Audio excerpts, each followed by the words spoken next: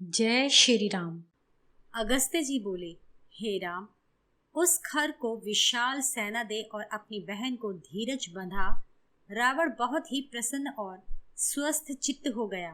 फिर रावण अपने अनुचरों को साथ ले निकुंबिला नामक लंका के एक उत्तम उपवन में गया। उसने सैकड़ों यज्ञ स्तंभों और विविध प्रकार की यज्ञशालाओं से सुशोभित उस स्थान को अत्यंत सुसज्जित देखा। फिर वहां उसने काले हिरन का चर्म ओढ़े, दंड कमंडल लिए भयंकर रूपधारी अपने पुत्र मेघनाद को देखा। रावण ने अपनी 20 भुजाओं को फैलाकर मेघनाद को अपनी छाती से लगाकर उससे कहा, हे पुत्र, तुम यह क्या कर रहे हो? मुझसे समस्त वृतांत कहो। तब मेघनाद यज्ञ के नियमानुसार मौन रहा। उस समय महायशस्वी शुक्राचार्य, जो यज्ञ संपत्ति की समृद्धि के लिए वहां आए थे, रावण से कहने लगे, हे राजन, मैं आपसे समस्त वृतांत कहता हूँ, आप सुनिए। आपके पुत्र ने अत्यंत विस्तार के साथ 7 प्रसिद्ध यज्ञों का अनुष्ठान किया है।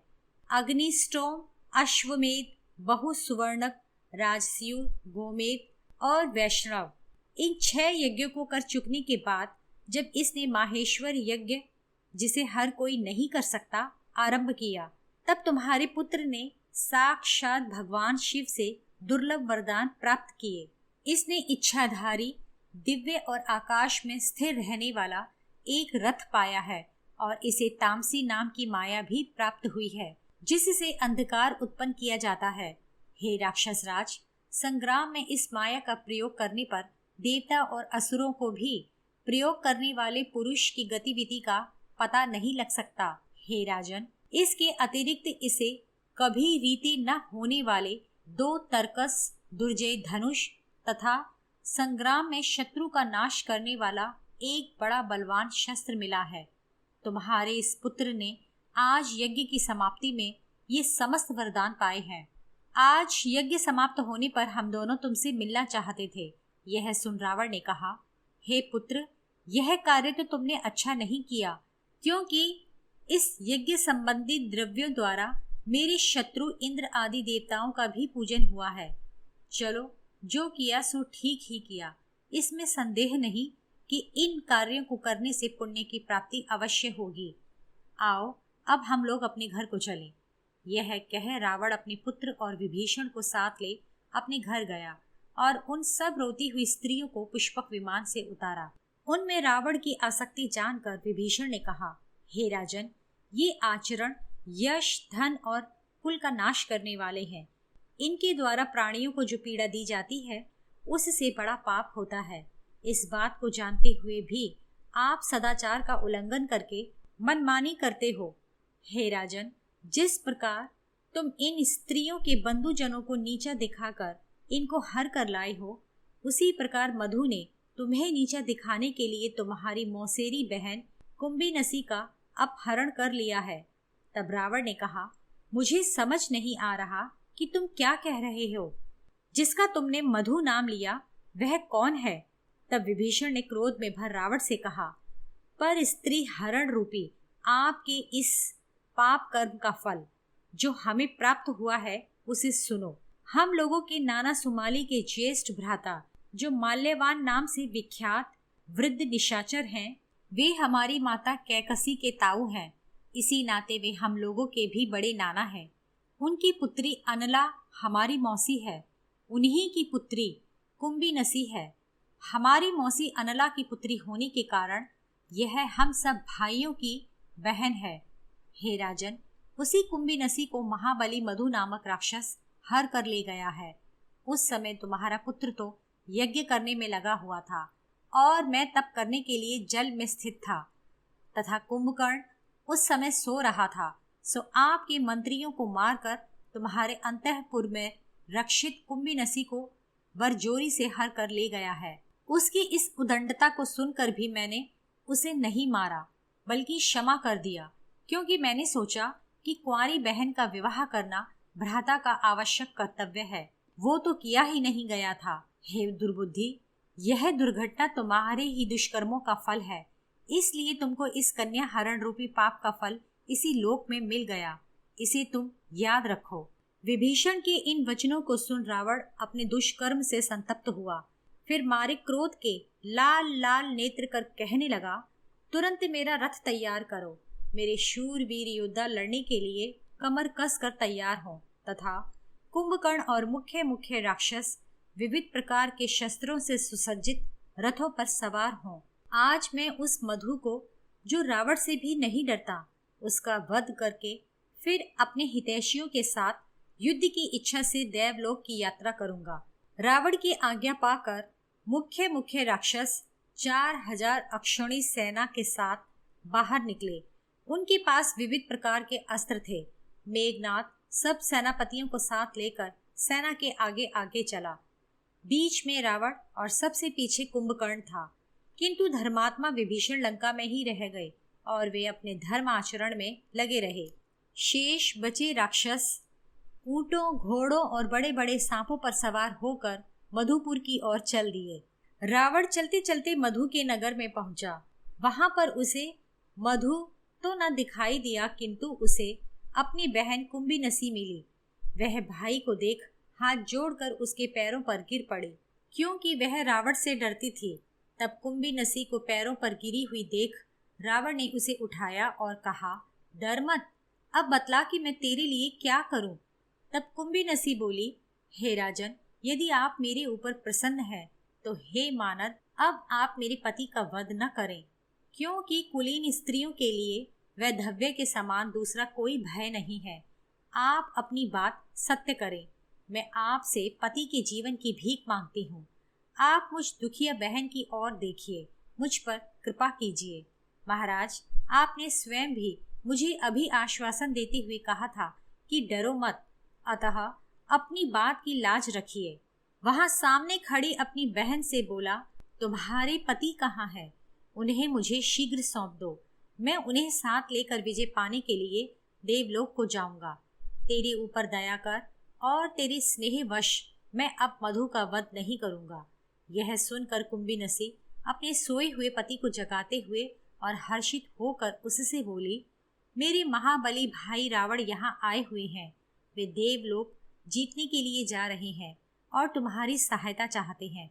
अतः आप अपने भाई बंदों सहित उनकी सहायता के लिए उनके साथ जाओ। मुझे देखते ही स्नेहवश रावण ने तुमको अपना बहनोई मान लिया है, अतः तुम्हें भी उनकी सहायता करनी चाहिए। कुंभीनसी के ये वचन सुनकर निशाचर मधु ने तथास्तु कहकर सहायता करना स्वीकार कर लिया। फिर मधु रावण से मिला और उसने यथाविधि एवं धर्मानुसार रावण का स्वागत किया। रावण ने मधु के भवन में सत्कार प्राप्त कर वहां एक रात्रि बिताकर अगले दिन वहां से प्रस्थान की तैयारी की। मधुपुर से यात्रा करके रावण संध्या काल तक कुबेर के निवास स्थान कैलाश पर्वत पर जा पहुंचा। वहां उसने अपनी सेना सहित पड़ाव डाला। कुछ समय पश्चात कांतिमान चंद्रमा का उदय हुआ तथा विविध प्रकार के आयुधों को धारण किए हुए वह विशाल सेना सो गई। किंतु रावण उस पर्वत की चोटी पर लेटा हुआ चंद्रमा की चांदनी से सुशोभित विविध प्रकार के पेड़ों और पर्वत की अनेक शोभाओं को देखने लगा।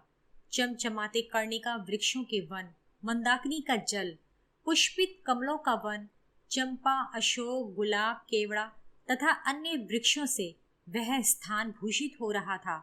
वहां कुबेर के भवन में गाती हुई अप्सराओं के गीत की मधुर ध्वनि घंटे के नाद की तरह सुनाई पड़ रही थी।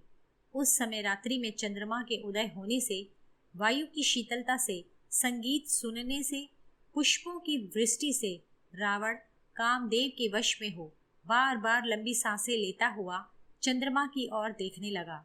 इतने में ही वहां समस्त भूषणों से भूषित, समस्त अप्सराओं से श्रेष्ठ चंद्रमुखी रंभा दिखाई पड़ी। उस समय वह अपने अंगों में चंदन लगाए हुए थे। उसके बालों में कल्प वृक्ष के फूल गुथे हुए थे। वह किसी उत्सव में शामिल होने के लिए जल्दी जल्दी जा रही थी। उस समय रंभा कांति, शोभा और कीर्ति में दूसरी लक्ष्मी की तरह दिखाई पड़ रही थी। वह सजल मेघ की तरह नीली साड़ी पहने हुए थी। वह रंभा रावण की सैनिक छावनी में होकर जा रही थी कि रावण ने उसे देख लिया। उस समय रावण काम के वशीभूत तो था ही, अतः उसने उठकर रंभा का हाथ पकड़ लिया। रंभा उस समय बहुत लजाई।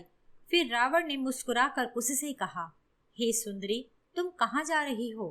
किसके पास जा रही हो? हे भीरू, इस जगत में मुझसे बढ़कर कौन सा पुरुष है? इंद्र, विष्णु आदि भी मेरी बराबरी नहीं कर सकते। अतः मुझे छोड़कर तेरा अन्य किसी के पास जाना अच्छी बात नहीं।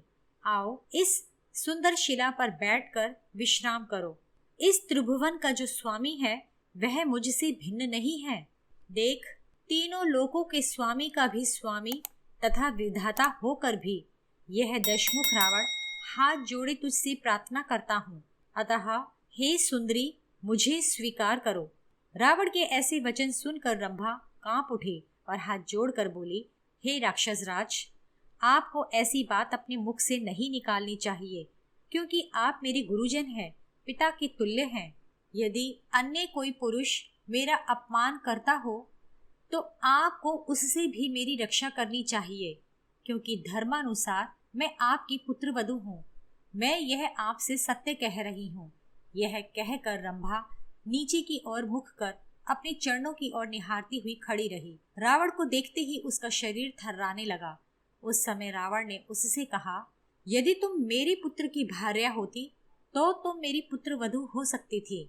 तब रंभा ने बहुत अच्छा कहकर रावण को इस प्रकार उत्तर दिया, हे राक्षस राज, मैं धर्म से तुम्हारी पुत्रवधू हूँ। सुनो, तुम्हारे भाई कुबेर के पुत्र मुझे प्राणों से भी बढ़कर प्रिय हैं और वे तीनों लोकों में नलकुबर के नाम से विख्यात हैं। वह धर्म का पालन करने में ब्राह्मण जैसे हैं और पराक्रम में क्षत्रिय जैसे हैं, क्रोध में अग्नि जैसे और क्षमा में पृथ्वी के समान है। उन्हीं लोकपाल कुमार नलकुबर को आज मैंने मिलने के लिए संकेत दिया है। यह सारा श्रृंगार भी मैंने उन्हीं के लिए धारण किया है। जैसा उनका मेरे प्रति अनुराग है वैसा अनुराग अन्य किसी पर नहीं है। इसलिए आप मुझे छोड़ दीजिए, क्योंकि वह धर्मात्मा उत्सुक होकर मेरी प्रतीक्षा कर रहे होंगे। साधुजन, जिस मार्ग पर चलते हैं आप भी उस मार्ग का अनुसरण कीजिए। आप मेरे मान्य हैं, आपको मेरी रक्षा करनी चाहिए। रंभा के ये वचन कहने पर रावण ने उससे बड़ी नम्रता से कहा, तुमने जो यह कहा कि मैं तुम्हारी पुत्रवधू हूँ सो ठीक नहीं, क्योंकि यह नियम तो उन स्त्रियों के लिए होता है जो किसी एक पुरुष की पत्नी हो। तुम्हारे देवलोक की तो स्थिति ही दूसरी है। वहां सदा से यही नियम चला आ रहा है कि अप्सराओं के ना तो एक पति होता है और ना देवता की एक स्त्री होती है। यह कहकर रावण ने रंभा से बरजोरी की। तब रंभा के हाथ कांपने लगे, उसके केश हवा में लहराने लगे, उसका श्रृंगार बिगड़ गया। लज्जा और भय से कांपती हुई वह नलकूबर के पास गई और हाथ जोड़कर उनके चरणों में गिर पड़े। नलकूबर ने उसकी दशा को देख उससे कहा, हे भद्रे, यह क्या, तुम मेरे चरणों पर क्यों गिरी?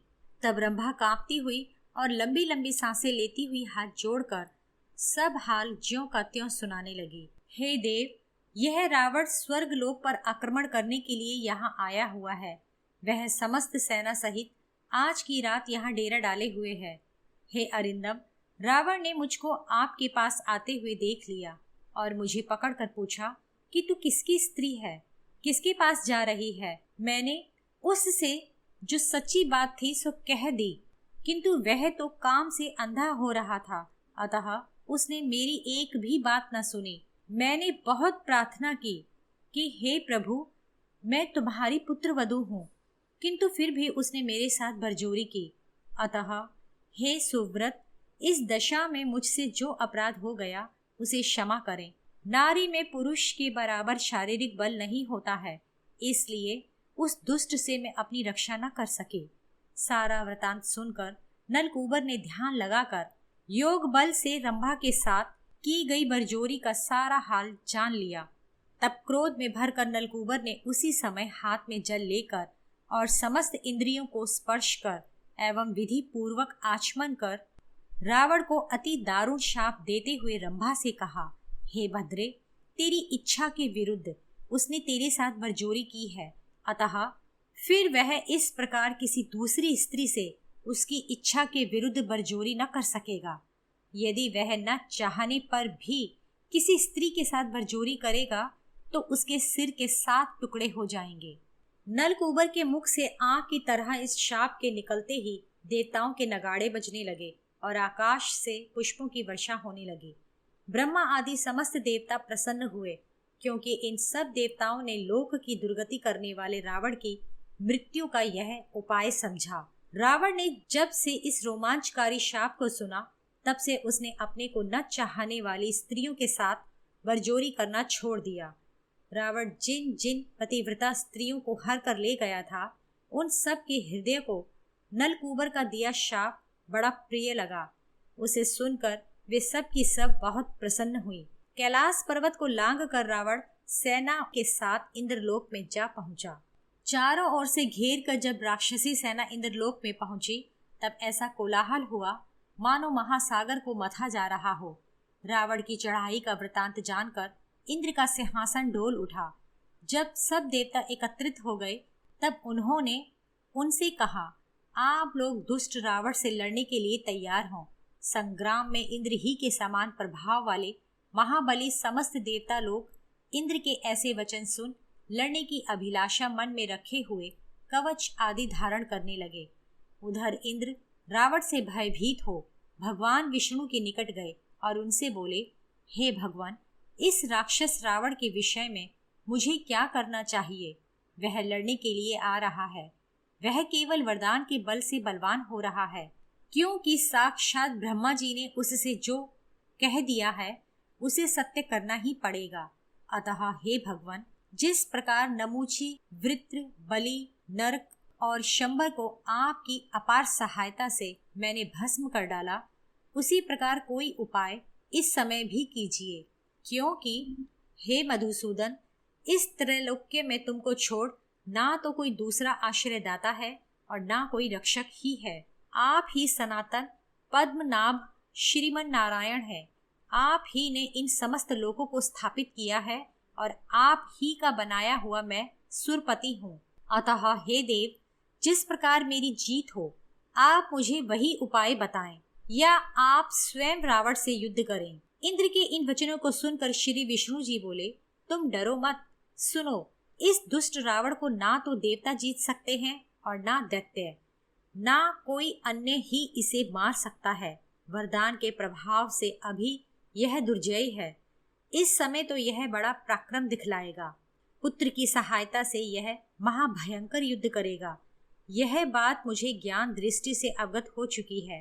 हे इंद्र, मुझसे तुमने जो रावण के साथ युद्ध करने के लिए कहा, सो मैं उसके साथ अभी न लड़ूंगा, क्योंकि शत्रु को मारे बिना विष्णु समर भूमि से लौटते नहीं, किंतु रावण वरदान के बल से अभी सुरक्षित है। अतः मेरा अभीष्ट पूर्ण होना कठिन है।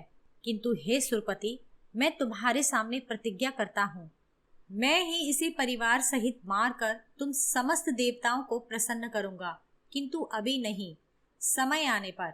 हे महाबली देवराज, जो वास्तविकता थी वह मैंने तुमको बतला दी। अब तुम जाओ और निडर होकर देवताओं को अपने साथ ले रावण से लड़ो। फिर सभी देवता इंद्र के साथ निकले और इन लोगों ने राक्षसों के ऊपर आक्रमण किया। फिर विविध प्रकार के आयुध धारण किए देवता, राक्षस और दानवों का बड़े कोलाहल के साथ युद्ध आरंभ हुआ। हे राम, फिर राक्षस सुमाली विविध प्रकार के हथियार ले और क्रोध में भर लड़ने के लिए सामने गया। वह पैने शस्त्रों का प्रयोग कर देव सेना को नष्ट करने लगा। वे सब देवता राक्षसों के बाणों की महावृष्टि तथा शूलों आदि शस्त्रों की मार के सामने समर भूमि में न ठहर सके। जब सुमाली ने देवताओं को भगा दिया, तब वसुओं में अष्टम वसु सावित्र ने क्रोध में भर उसका सामना किया। फिर दोनों में रोमांचकारी बड़ा भयंकर युद्ध होने लगा। महाबली वसु ने बड़े बड़े बाणों को चलाकर उसके सर्प रथ के टुकड़े टुकड़े कर क्षण भर में गिरा दिया। फिर वसु ने सुमाली का वध करने के लिए हाथ में गदा उठाई और सुमाली के सिर में दे मारी। उस गदा के प्रहार से सुमाली भस्म हो एक ढेर बन गया। वे राक्षस उसको युद्ध में मरा हुआ देख भाग गए। वसु सावित्री के द्वारा सुमाली का भस्म होना देख तथा समस्त राक्षसी सेनाओं का देवताओं द्वारा पीड़ित होकर भागना देख रावण पुत्र मेघनाद अत्यंत क्रुद्ध हुआ और अपनी समस्त राक्षसी सेना को लौटाकर स्वयं युद्ध करने को तैयार हुआ।